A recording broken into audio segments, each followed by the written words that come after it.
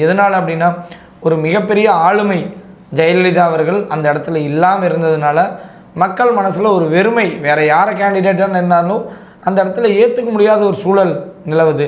அதனால் திமுக அவசம் ஈஸியாக அந்த தொகுதி போயிடுது அப்படிங்கிறது நம்ம பார்க்குறோம். கரண்ட் தொகுதியா அப்படின்னு கேட்டால் கரன்சி தொகுதி அப்படின்னு தான் நம்மளால் அதை பார்க்க முடியுது. சரி, இந்த தொகுதியில் வெற்றி வாய்ப்புகள் எப்படி இருக்குது அப்படிங்கிற ஆய்வுகளை திரு அரசியல் விமர்சகர் சத்யா அவர்களோட நம்ம கலந்து ஆலோசிப்போம்.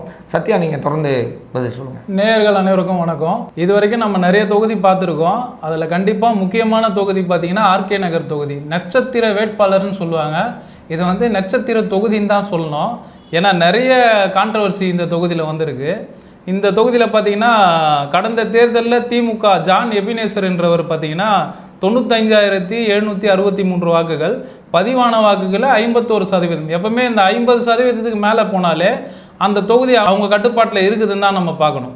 அதே மாதிரி இரண்டாவது இடத்துல பார்த்தீங்கன்னா ஆர்எஸ் ராஜசேகர் 53,284 வாக்குகள், அதிமுகவை சேர்ந்தவர், 28.49% வாங்கியிருக்காரு. மூன்றாம் இடத்துல எப்பவும் போல நாம் தமிழர் கே கௌரி சங்கர் 20,437 வாக்குகள், 10.93% வாங்கியிருக்காங்க.